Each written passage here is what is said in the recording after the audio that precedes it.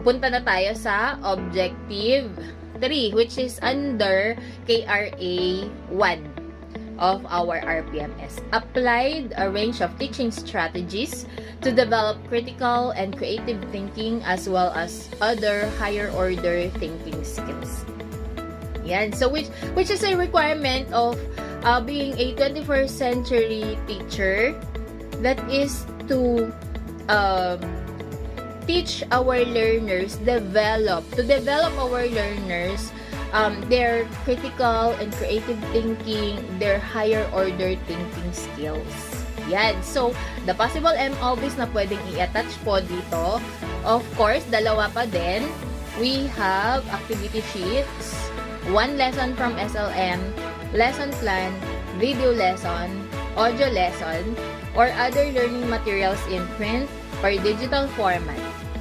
Okay, so just the same MOVs as the Objective 2, which is pwede namang pareho, although kailangan lang nating mapalabas na dapat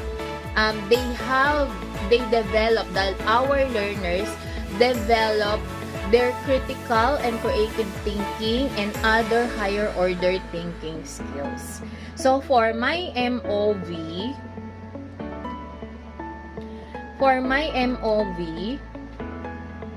inulit ko lang po siya. Kasi, sabi dun sa WHLP ko, create, show, demonstrate, present understanding and process.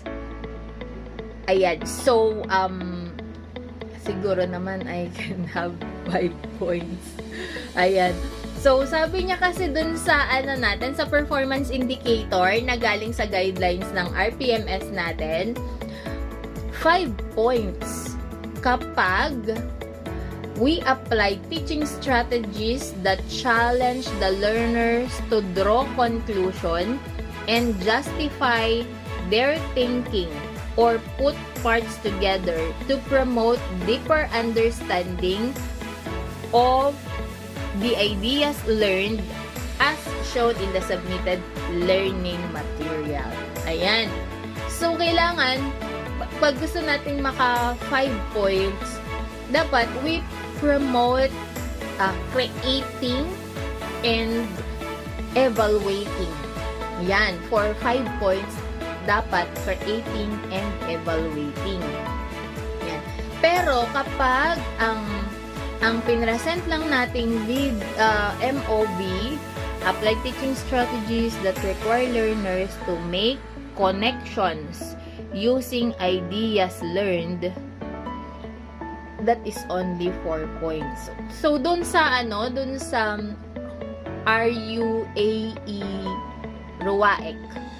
when we are making our table of specifications, kapag gumagawa tayo ng test questions or quizzes or assessments, di ba, pinakamatas yung creating. So, dapat ang ilagay nating MOV yung creating and evaluating, because they can be able to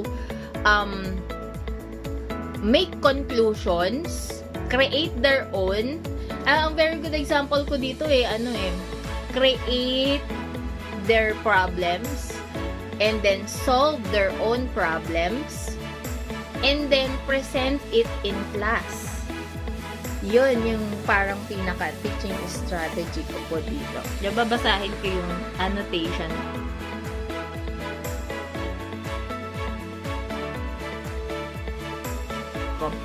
MOV2 is a video lesson, is screenshots from my YouTube channel.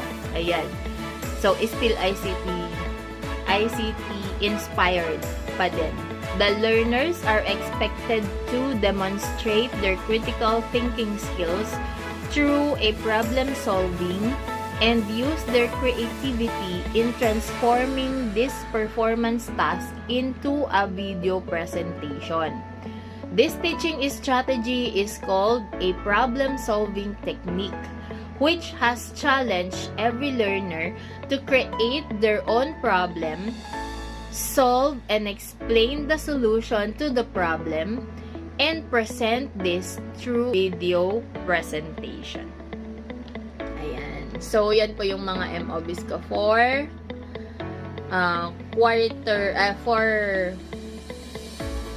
objective 3. Yan. So, let's proceed now to key result area 2, which is diversity of learners and assessment and reporting.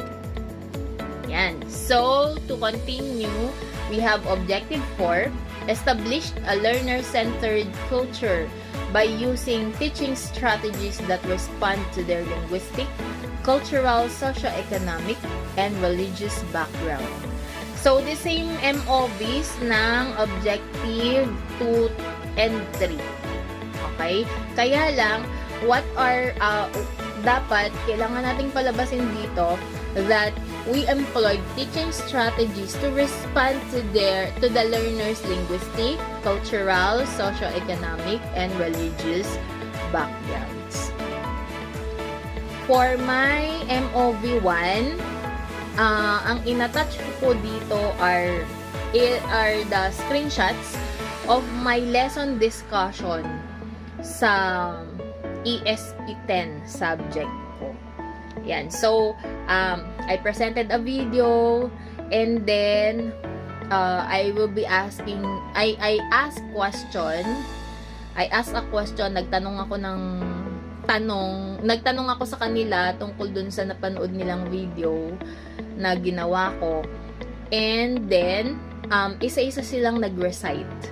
Yung mga nahihiya na magsalita during Google Meet, nakapag-recite at nakapagbigay ng kanya-kanyang idea at pananaw doon sa topic ko, which is yung dignidad ng tao.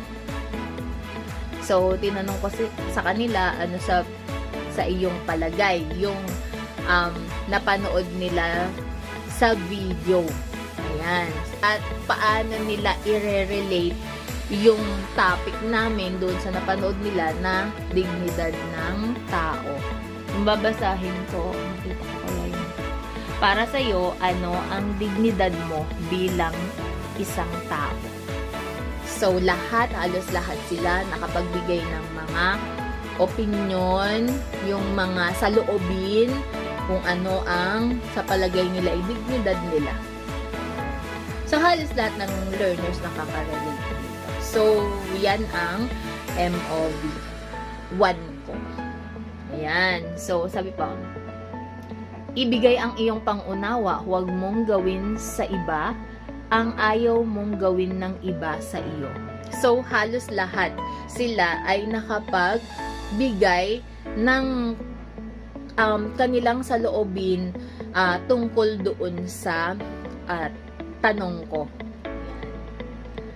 So, the teaching strategy is a traditional recitation during F2F, wherein each learner were able to give their insights about the topic, relating their experiences in any language they want, and their ideas, and expressing their ideas and understanding, and even experiences. Yan.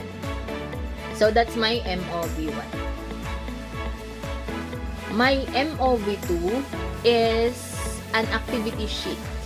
Actually, nung binavalidate ako ng school head ko, aso naman sa mathematics. Yan. So, I have 2 subjects kasi, ESP10 and mathematics 10. So, I attach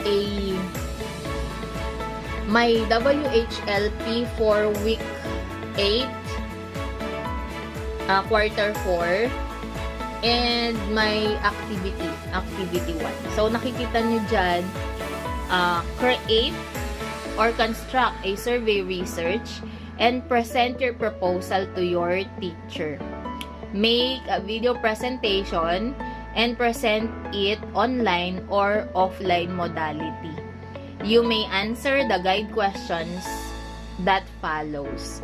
So, number 1 question, what is your research title? Kasi based on my WHLP, let the learners present their survey research proposal by means of video presentations.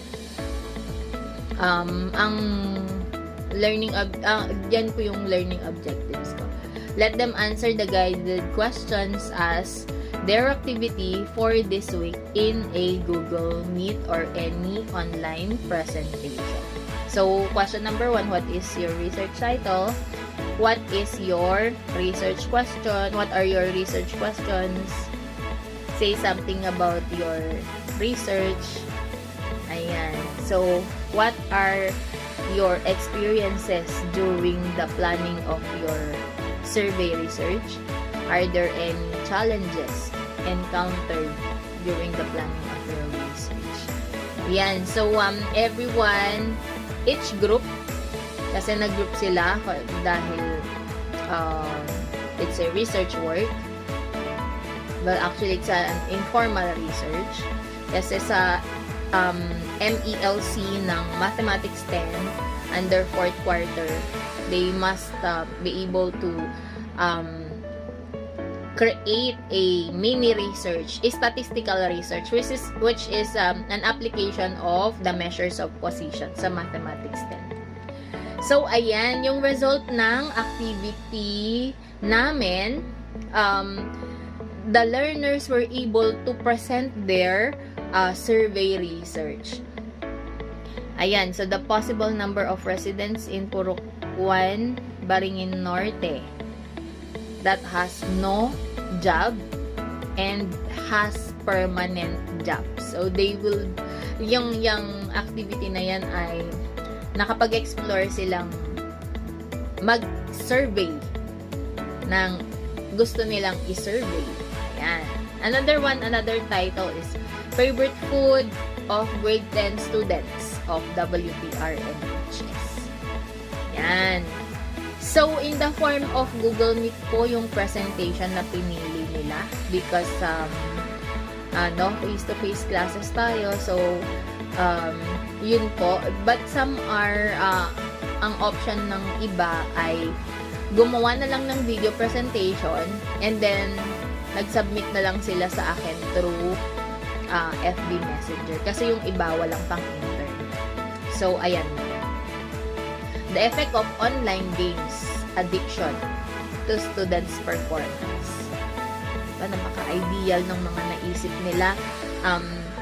Grade 10 students pa lang yan. Ayan. So, the coping strategy of third-year high school students of West Abacol Region National High School regarding emotional disturbance during the COVID-19 pandemic. Yan. So, that's my MOV2. Now, let's proceed to the next under KRA2. Objective 5. Planned and delivered teaching strategies that are responsive to the special educational needs of learners in difficult circumstances, including geographic isolation, chronic illness, displacement due to armed conflict, urban resettlement or disasters, child abuse, and child labor practices. So, this is the second objective na ino-observe ng school head natin kapag magsisi-OT na tayo, kapag i-observe niya tayo. So, dapat meron din tayong what teaching strategies did we employ para ma-reach out yung mga students na may special needs talaga, lalo na at this time na distance learning tayo. So, ano yung ginawa natin? Ano yung mga intervention na pwede nating gawin para sa mga learners with special needs?